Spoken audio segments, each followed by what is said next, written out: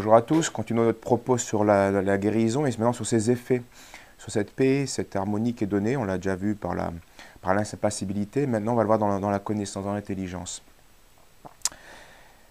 Évagre le Pontique définissait le christianisme alors avec des mots un peu techniques et grecs qui ne sont pas passés dans le langage courant dans le monde latin, mais qui seront intéressants, vous allez voir. Il définissait le christianisme comme la doctrine du Christ, de notre Sauveur, qui se compose de la praxis, de la physique et de la théologie. Ça paraît un peu ardu, mais c'est assez simple, vous allez voir. En tout cas, cette remarque d'Évagre le Pontique manifeste l'importance de la connaissance, car sur les trois choses de la doctrine, d'abord il y a la doctrine, il y a une pratique, c'est vrai, mais il y a quand même la physique, c'est une connaissance naturelle, et la théologie, la connaissance de Dieu. Donc il y a deux choses sur la connaissance. Donc ça manifeste bien l'importance primordiale de l'intelligence. On l'avait vu, tout vient de l'oubli de Dieu, tout va être restauré par le souvenir de Dieu, le souvenir amoureux de Dieu. Donc si la charité est bien le terme de la praxis, c'est-à-dire de l'ascèse, de la pratique des vertus, eh bien elle est le fruit et elle va aussi produire eh bien, une connaissance, une vraie connaissance de soi, une vraie connaissance des choses du monde sensibles et une vraie connaissance de Dieu. Pour finir, en effet, dans une meilleure connaissance encore, une contemplation éternelle, bienheureuse de Dieu. Donc, et le projet de Dieu, le dessein de Dieu sur les hommes est celui-ci. Saint Paul l'affirme et d'autres apôtres le font aussi. C'est le projet, que tous les hommes soient sauvés et parviennent à la connaissance de la vérité. Il y a un lien entre vérité et salut. Et un lien constant, mutuel. C'est la vérité qui nous apporte le salut et c'est le salut qui nous apporte une plus grande vérité. C'est cyclique. Donc, charité et connaissance, agir et contemplation, praxis et théoria, un autre mot grec pour parler de la connaissance, eh bien tout cela n'existe pas l'un sans l'autre. Tout cela doit s'aider l'un et l'autre. On est intelligence et volonté, avec une primauté de l'intelligence, mais la volonté a son influence, évidemment, a son rôle.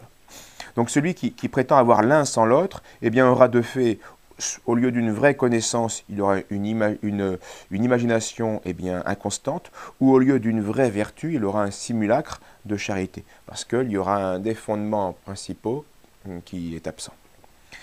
Donc la praxis, l'ascèse, on a vu, tout ça c'est synonyme, la charité, c'est le fruit de tout cela, la pratique des commandements, c'est la condition, les vertus, eh bien tout ça va purifier l'âme et lui permet eh bien d'accéder à la contemplation des choses spirituelles. C'est ce qu'on entend par théoria, de manière générique.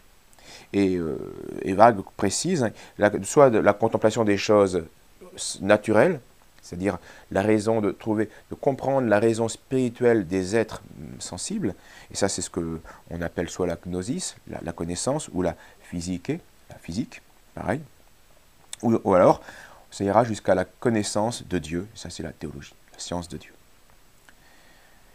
Donc la charité et la praxis sont bien une condition permanente de cette connaissance-contemplation.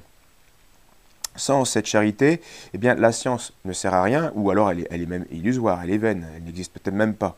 Et si elle existe, elle ne servira à rien parce qu'elle sera nuisible. Ça sert à quoi d'avoir la lumière si ça ne peut rien en faire? Ça ne dure pas indéfiniment et on retombe dans les ténèbres. Saint Paul reprochait cela à certains à son époque. Ils font profession de connaître Dieu, mais ils le renient par leurs œuvres. Donc sans charité, il n'y a point de sagesse digne de ce nom. Il n'y a qu'une connaissance mondaine, ou ce qu'on appelle aussi la prudence de la chair.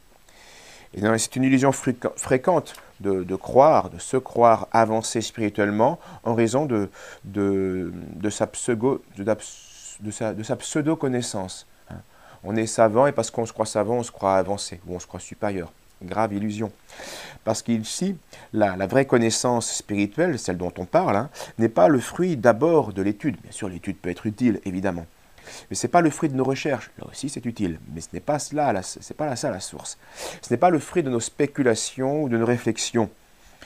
Et cette science dont nous parlons n'est pas réservée à quelques initiés, à quelques intelligences supérieures. Elle est donnée à tous ceux qui ont un cœur pur, un cœur d'enfant, un cœur droit. C'est ce que l'Évangile le dit. Et qui parfois sont même analphabètes. Combien de saints n'ont jamais su ni lire ni écrire? et non une culture humaine que très pauvre. Et pourtant une connaissance des hommes, des choses et d'eux-mêmes, et de Dieu, qui était supérieure à la plupart des hommes. Et on le voit aussi chez on le constate même sans aller jusqu'à ce degré de sainteté, des hommes qui ont peu de culture, mais qui sont humbles et qui sont proches des choses humbles, eh bien ils ont une grande science, une grande sagesse, une grande psychologie humaine. Cette sagesse est donc donnée à ceux qui ont la crainte de Dieu, qui ont une pureté de vie par la pratique des commandements et qui ont cette humilité du cœur. Alors, il faudra donc dire, et ce sera l'objet de notre prochain entretien, il faudra dire quelques mots rapidement sur ces 2 degrés de la connaissance-contemplation. Donc ce qu'on appelle de manière générique la théoria, la connaissance qui s'oppose à la pratique, on l'a vu, praxis, théoria. Dans la théoria, il faut avoir 2 choses. D'abord, la physique, ce qui est cette connaissance naturelle des choses, mais complètement réorientée grâce à notre vertu et à la charité. Et puis la deuxième connaissance, qui est d'ordre naturel, qui est la théologie. Et tout cela, eh bien, sera donc don de sagesse, don du Saint-Esprit, comme nous l'avons énoncé. Voilà, merci et à bientôt.